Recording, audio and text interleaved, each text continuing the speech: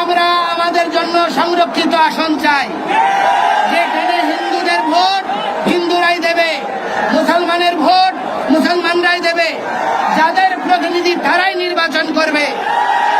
যেই দেশে সরকারিভাবে 564টা মসজিদ হয়, সেখানে একটা মন্দিরও নির্মাণ হয় না। আমরা কি করে বাংলাদেশে হতে পারি? সেই কথা উনি বলেছেন যে মসজিদ পাহারা দিতে হয় না, নামাজ পড়ার সময় পাহারা দিতে হয় না।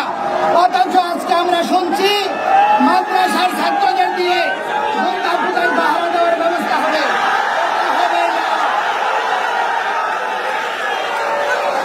এই দেশে হিন্দুরা কত বিপন্ন হলে অপরাপর ধর্ম বিশ্বাসের মানুষকে পাহারা দিয়ে তাদের অস্তিত্ব রক্ষা করতে হয়। এই ধরনের ব্যবস্থায় আমরা ওই বিড়ালের কাছে মুরগি পোষা হয়ে থাকতে চাই না। আমাদেরকে দুর্গা পূজায় 500 কেজি করে চাল দিচ্ছে, খয়রাতির চাল। আমরা কি ভিক্ষুক? যদি আমরা ভিক্ষুক না হই, আমরা যদি এই জাতি রাষ্ট্রের অংশ হই, ত্রাণ তহবিলের অর্থ দিয়ে কেন আমাদেরকে প্রহসন করছে? কেন হিন্দু ধর্মীয় ফাউন্ডেশন হচ্ছে না? অতীতে যেমন সাধু সন্তরা আত্মবলিদান করেছে, আমরা আত্মবলিদান করব, কিন্তু এই ভূমি ত্যাগ করব না। অনেকে সীমান্তে 2 জন হিন্দু মারা গিয়েছে, এজন্য মায়া দরদ দেখাচ্ছে, ইন্ডিয়ার বিরুদ্ধে স্লোগান দিচ্ছে। তো আমি বলতে চাই, তারা কেন সীমান্তে গিয়েছে আগে ওইটা খুঁজে নিন।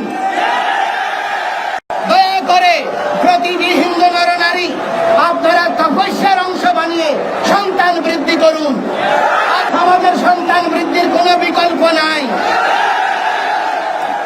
আপনার জন্ম নিয়ন্ত্রণের প্রচেষ্টা শুধু এই বড়ি আমরাই খাই, আর কেউ খাই না। এই বড়ি খাবেন না। সন্তান বৃদ্ধি করুন, নিজের প্রজন্মকে রক্ষা করুন। স্বাধীনতা নতুন করে হয়েছে বলছেন, আমরা কেন পরাধীন? এই প্রশ্ন আপনাদের বুঝে রাখতে চাই। আমরা এই রাষ্ট্রের স্থিতিশীলতা চাই, সংবিধান সমুন্নত রাখতে চাই, আমরা আইনের শাসন প্রতিষ্ঠা করতে চাই। কোন বিচার বহির্ভূত হত্যাকাণ্ড চলতে দেওয়া যাবে না। পৃথিবীর প্রতিটা ধর্মের প্রতি আমরা শ্রদ্ধালু, আমরা সম্মান করি, আমরা মর্যাদা প্রদান করি। আমরা মসজিদ, মন্দির, পেগোডা, গির্জা, মাজার, মক্তব প্রত্যেককে সম্মান করি। বাংলাদেশের অধিকাংশ মঠ, মন্দির, মসজিদ, মাজারে হিন্দুদের ব্যাপক অংশগ্রহণ রয়েছে। আমাদের যখন ধর্ম নিয়ে উস্কানি দেওয়া হয়, তখন ধর্ম অবমাননা হয় না।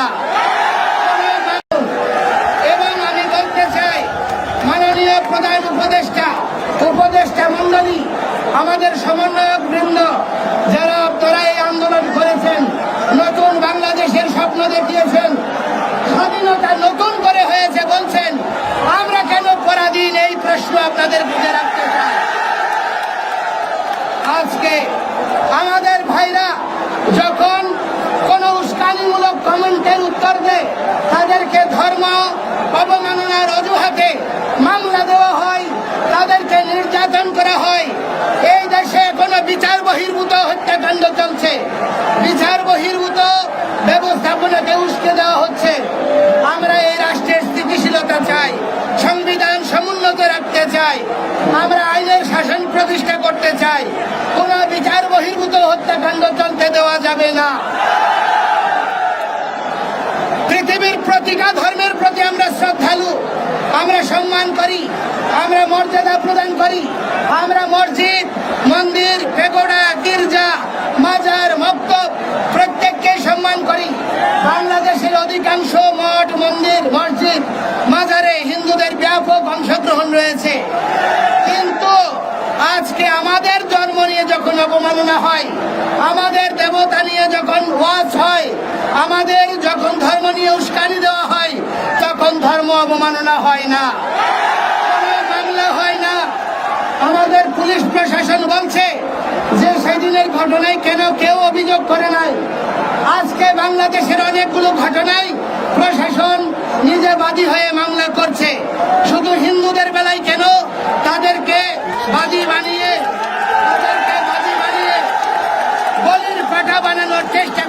হচ্ছে, তাদেরকে চিহ্নিত করার প্রচেষ্টা হচ্ছে। এই প্রচেষ্টা বন্ধ করতে হবে।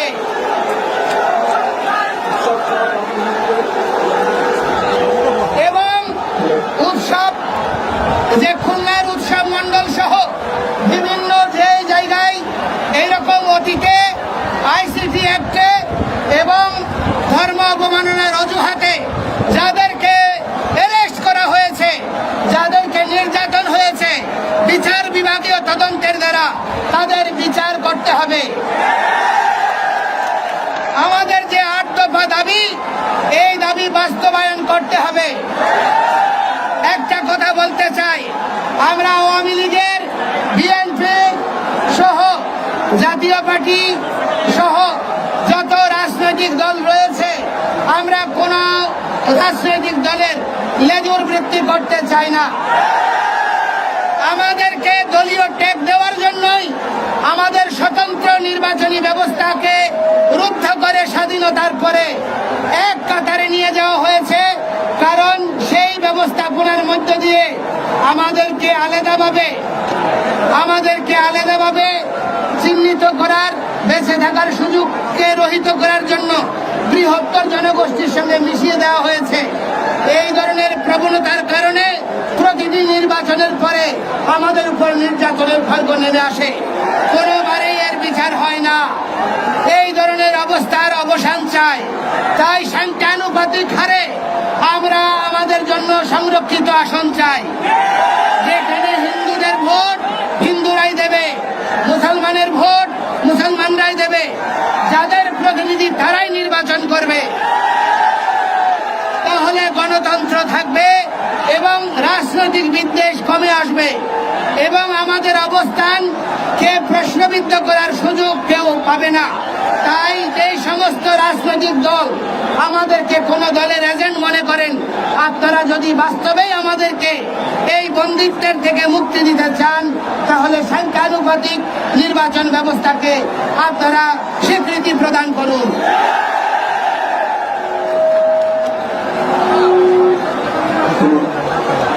আমরা আজকে 21 সালে হিন্দুদের মঠ মন্দিরে হামলা হয়েছে, মন্দিরে আক্রমণ হয়েছে, আমরা তখন আন্দোলন করেছিলাম।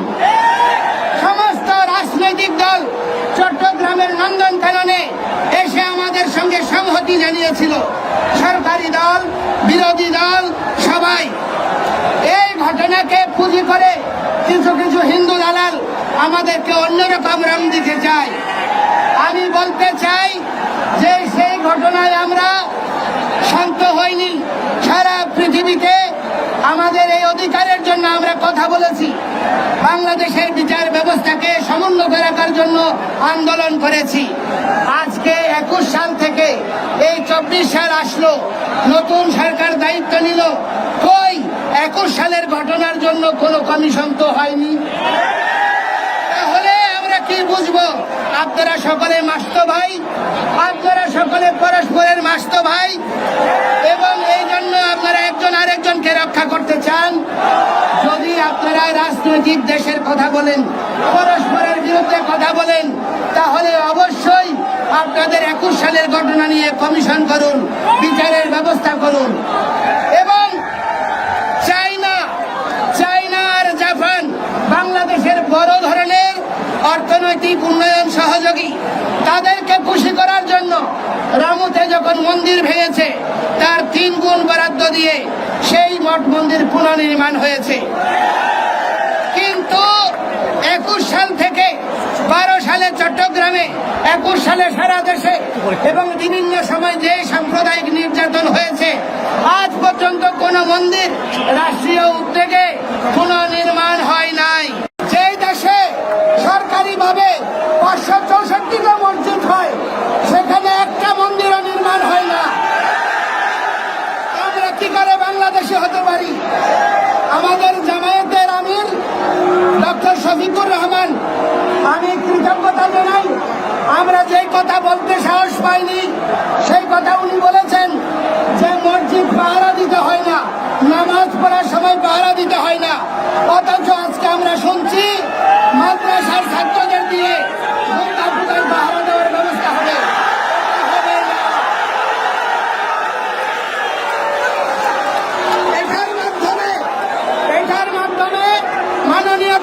উপদেষ্টা বিশ্ববাসীর কাছে বাংলাদেশের হিন্দুদের বাস্তব চিত্র তুলে ধরেছে যে এই দেশে হিন্দুরা কত বিপন্ন হলে অপরাপর ধর্ম বিশ্বাসের মানুষকে পাহারা দিয়ে তাদের অস্তিত্ব রক্ষা করতে হয়। সেই জন্য আমরা এই ধরনের কোন প্রচেষ্টার সঙ্গে সহমত পোষণ করি না। আমরা যারা আমাদের এই সাম্প্রদায়িক নিপীড়নে যে সমস্ত রাজনৈতিক দল পাশে এসে দাঁড়িয়েছে আমরা তাদেরকে কৃতজ্ঞতা জানাই, কিন্তু এটাও বলতে চাই এই ধরনের ব্যবস্থায় আমরা ওই বিড়ালের কাছে মুরগি পোষা হয়ে থাকতে চাই না। আমরা বলতে চাই আজকে স্বাধীনতার পর থেকে আমাদেরকে দুর্গা পূজায় 500 কেজি করে চাল দিচ্ছে, খয়রাতির চাল। আমরা কি ভিক্ষুক? যদি আমরা ভিক্ষুক না হই, আমরা যদি এই জাতি রাষ্ট্রের অংশ হই, ত্রাণ তহবিলের অর্থ দিয়ে কেন আমাদেরকে প্রহসন করছে? কেন হিন্দু ধর্মীয় ফাউন্ডেশন হচ্ছে না? রাজনৈতিক দলগুলি তাদের মদত পুষ্ট কিছু দালান তৈরি করার জন্য কল্যাণ ট্রাস্টের ট্রাস্টি বানিয়ে কিছু হিন্দু লিডারের মাথা কিনে নিয়ে তাদেরকে দিয়ে হিন্দুদের বিরুদ্ধে বক্তব্য দেওয়া হচ্ছে। এই ধরনের প্রবণতার বিরুদ্ধে আমরা সনাতনীরা সবাই একসাথে লড়ব। আমরা কোন বিদেশি রাষ্ট্রের কোন বিদেশি প্রভুর সহযোগিতা চাই না। অতীতে যেমন সাধু সন্তরা আত্মবলিদান করেছে, আমরা আত্মবলিদান করব, কিন্তু এই ভূমি ত্যাগ করব না। আজকে সরকারিভাবে বলা হচ্ছে এই দেশে আমাদের একজন সেনা কর্মকর্তা উনি সংবাদ সম্মেলনে বলেছে বাংলাদেশের সংখ্যালঘুরা, ধর্মীয় সংখ্যালঘুরা তারা পৃথিবীর সবচেয়ে ভালো আছে। ভালো থাকার একটা প্রমাণ দেই, এই বাংলাদেশে এনিমি প্রপার্টি আইনের মাধ্যমে সরকারিভাবে বিএস কোটিয়ানে উল্লেখ রয়েছে এই দেশের মানুষের নাম আর তার বর্তমান স্থিতি হচ্ছে হালসাং ভারত। তাহলে সরকার স্বীকার করে নিয়েছে এই দেশের মানুষ পালিয়ে ভারত চলে গিয়েছে। আজকে অনেকে সীমান্তে 2 জন হিন্দু মারা গিয়েছে, এজন্য মায়া দরদ দেখাচ্ছে, ইন্ডিয়ার বিরুদ্ধে স্লোগান দিচ্ছে। তো আমি বলতে চাই তারা কেন সীমান্তে গিয়েছে আগে ওইটা খুঁজে নিন। তারা কেন বিএসএফ এর গুলিতে মরতে গিয়েছে? কারণ এখানে বেঁচে থাকা তাদের জন্য একটা জীবন মৃত্যুর প্রহসন ছাড়ার কিছুই নয়। এই পরিস্থিতি কোনোভাবে আমরা মেনে নিতে পারি না। একটা জিনিস মনে রাখবেন, বাংলাদেশের মানুষকে আজকে আপনারা রোহিঙ্গাদেরকে সংরক্ষণ করছেন। বাংলাদেশের মানুষ তাদের পাশে দাঁড়িয়েছে, মানবতায় বিশ্বাস করে বলে আমরা পুন্ডরিক ধাম থেকেও প্রতিটি মঠ মন্দির থেকে ত্রাণ নিয়ে রোহিঙ্গাদের পাশে দাঁড়িয়েছি। কিন্তু বাংলাদেশ থেকে যেই সমস্ত হিন্দুরা ইন্ডিয়ায় সহ বিভিন্ন দেশে আশ্রয় নিয়েছে, আজ পর্যন্ত কোন সরকার তাদেরকে ফিরিয়ে আনার প্রচেষ্টা করে নাই। এটা থেকে প্রমাণ হয় সব ভাইয়েরা এক ভাই, তারা সবাই চাই আমরা এখানে থাকি না। সেজন্য আমি বলতে চাই এই ধরনের প্রহসন বন্ধ করুন। আজকে গতকাল 6টা কমিশন হয়েছে, সংবিধান সংশোধন কমিশন থেকে শুরু করে অনেকগুলো কমিশন হয়েছে। সেই কমিশনে যদি সংবিধান সংশোধন করতে হয় সেখানে অবশ্যই আমাদের সনাতনীদের সর্বগ্রহণযোগ্য প্রতিনিধি থাকতে হবে, না হলে কোন সংবিধান পরিবর্তনকে আমরা সমর্থন করব না। আমাদের নিয়ে দেবোত্তর সম্পত্তি আইন নিয়ে 13 সাল থেকে প্রহসন হচ্ছে, আজ পর্যন্ত থেমে নয়। আজকে যখন আমি এদিন পুলিশ কার্যালয়ে গিয়েছি, জেলা পুলিশ কর্মকর্তার ওখানে ডিএসপির লোক বলছে যে আপনারা কোন জায়গা থেকে এসেছেন? আমি বলছি পুন্ডরিক ধাম থেকে। ও আপনারা জায়গা দখল করেছেন, আমার ধর্মের জায়গা, দেবতার জায়গা। আমরা যদি দখলবাজ হই তাহলে যারা দখল করছে তাদের পরিচয়টা কি? প্রবণতা পরিত্যাগ করুন। আমি এই চট্টগ্রামের কৃতি সন্তান ডক্টর মোহাম্মদ ইউনূসের কাছে অনুরোধ করব, আজকে চট্টগ্রামবাসী জেগে উঠেছে, তারা আর ঘুমিয়ে নাই। আপনি যদি এই চট্টগ্রামে শান্তি দিতে না পারেন,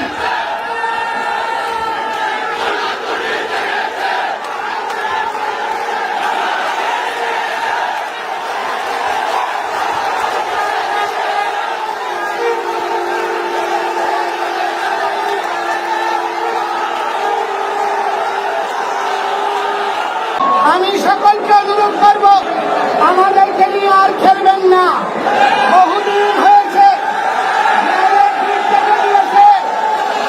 আমরা কেউ আর ঘরে ফিরে যাব না। আজকে সারা বাংলাদেশ দেখুক, চট্টগ্রামের সমস্ত বিভাগের মাঠ মন্দিরের মহান্ত মহারাজরা যারা সাধনায় নিমজ্জিত ছিল, তারা সকলে আজকে এই আন্দোলনে যোগদান করেছে। সাধুরা মাঠে নেমেছে। সুতরাং আপনারা সাবধান, এই যে দেশে আর সাম্প্রদায়িকতার বিষ বাষ্প ছড়াতে দেওয়া হবে না। আজকে এই প্রাকৃতিক প্রতিকূলতার মধ্যেও আমাদের হিন্দু ভাই বোনেরা, সংখ্যালঘু ভাই বোনেরা কিভাবে এখানে প্রকৃতির সঙ্গে যুদ্ধ করে এই আন্দোলনে শরিক হয়েছে, এটা তা প্রমাণ করে। আজকে অনেক সংখ্যালঘু দালালকে ভরা করে তারা এ রাষ্ট্রে কিছু হয়নি বলছে, কিন্তু দুর্ভাগ্যের বিষয়, গত সরকারের আমলে প্রথম আলোকে প্রগতিশীলতার প্রতীক বলা হয়েছে। আজকে প্রথম আলো 1068টা ঘটনা উপস্থাপন করেছে।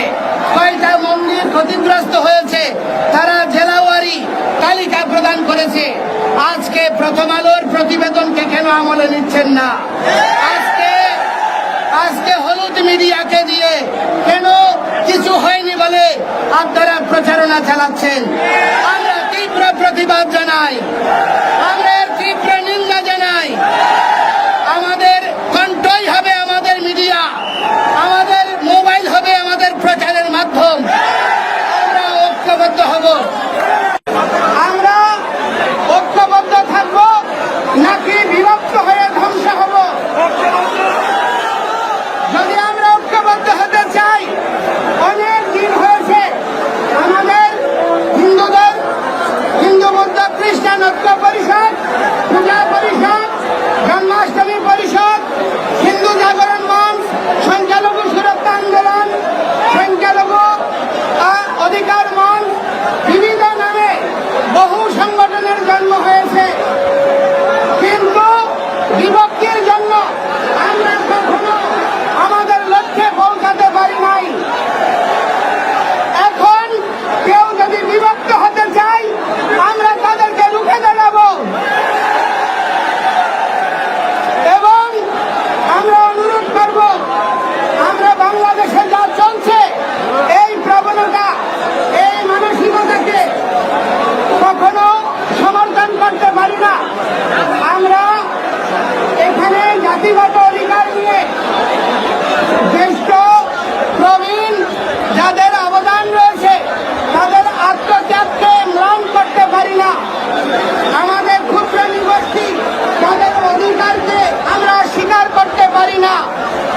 এই বাংলাদেশ যদি আমরা সুসংঘবদ্ধ না থাকি, এই দেশটি মৌলবাদী রাষ্ট্রে পরিণত হবে। আর এটি আফগানিস্তানের মতো, সিরিয়ার মতো, ইরাকের মতো হবে, ক্ষয়িষ্ণু হবে। বাংলাদেশের প্রগতিশীল প্রকৃতি মানুষের, বাঙালি জাতীয়তায় যারা বিশ্বাস করে, বাংলাদেশের অস্তিত্বে যারা বিশ্বাস করে, তাদের সকলকে সুসংঘবদ্ধ হওয়ার সময় এসেছে। তাই আমি অনুরোধ করব, আমরা আমাদের কোন ধর্মীয় সংগঠনের মধ্যে কেউ বড় আর কেউ ছোট, কে নেতা আর কে অনুগামী, এই বিভক্তিতে বিভক্ত হতে আর দেব না। আমি প্রত্যেক আমাদের প্রবীণদের 50% প্রবীণেরা আর 50% নবীনেরা সমন্বিত